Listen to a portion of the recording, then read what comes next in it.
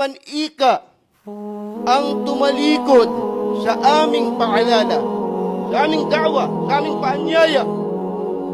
Tinalikuran mo ang paalala ni Allah subhanahu wa ta'ala, nahsyuruhu yawmal qiyamati a'ma. Ang pagbuhay na gagawin sa kanya sa araw ng paghuhukom ay bilang isang bulag.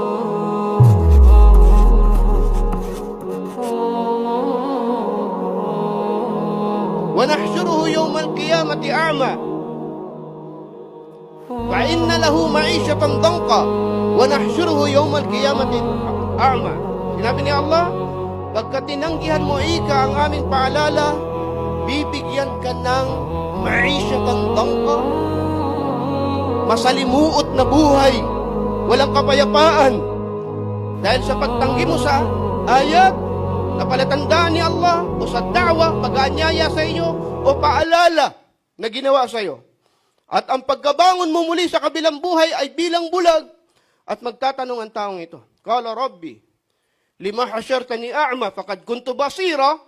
Ya Allah, o aking Panginoon, bakit ngayon binuhay mo ika ako na bulag samantalang nakakakita ako noon sa dunya? Qala kadhalika atatka ayatuna.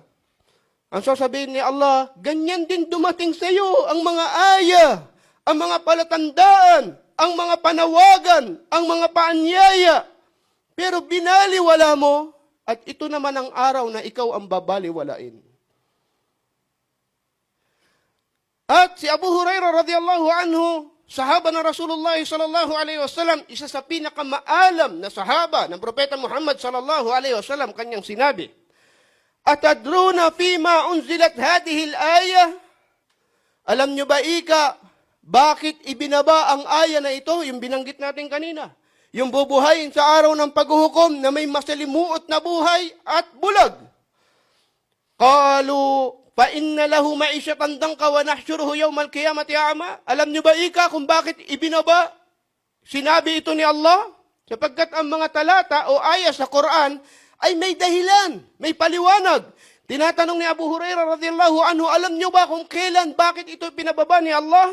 Ang sagot ng mga sahaba, Qalu Allahu wa rasuluhu a'lam. Ang sabi nila, hindi po namin alam, si Allah at kanyang sugo ang nakakaalam.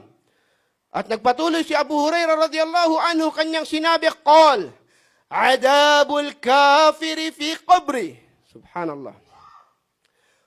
Ang aya na ito ay ipinababa bilang pagpaliwanag sa parusa ng kafir sa kanyang libingan, sa kanyang kubur.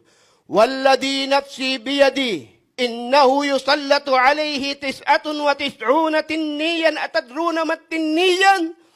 Sumpaman sa kanya na may hawak ka sa aking kaluluwa. Ito ay paraan ng pagsumpa ng mga sahaba. Walladhi nafsi biyadi, ang tinutukoy nila si Allah. Sumpaman kay Allah ika na may hawak sa aking kaluluwa. Ang tinutukoy dito ay katotohanan na makakasama nila ang 70 tinniyan. At alam niyo ba kung ano yung tinniyan? Pag tinignan natin sa translation, ang hadis na ito ng Rasulullah sallallahu alaihi wasallam, mababasa natin ang tinniyan ay dragon. Pero ang paliwanag ng ating mga ulama o sa pagpapatuloy ng hadis, ang tinniyan, sabi ni Abu Hurairah radhiyallahu anhu, 70 hayyatan likulli hayyatin 7 ru'us. Ang tinniyan ay ang 70 mga ahas. At ang bawat ahas ay mayroong 7 ulo na kakagatin at o tutuklawin siya hanggang araw ng paghuhukom.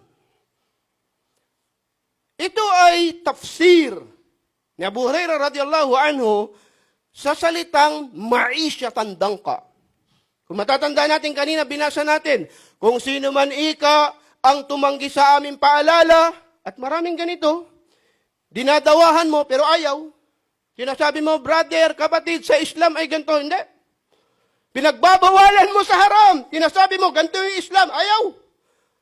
A'arada an dikri, pinapaalalahanan mo magsala, tumatalikod. Ayaw. Pinapaalalahanan mo magbalik loob. Ayaw. Meron siyang ma'isyatan dangka. May masalimuot na buhay siya. At ang kahulugan ng masalimuot na buhay ay sa kubur. Doon sa libingan. Ano yon? 70 ahas na malalaki. Ang bawat ahas ay may 7 ulo. Nakakagatin ka hanggang sa araw ng paghuhukom. Subhanallah.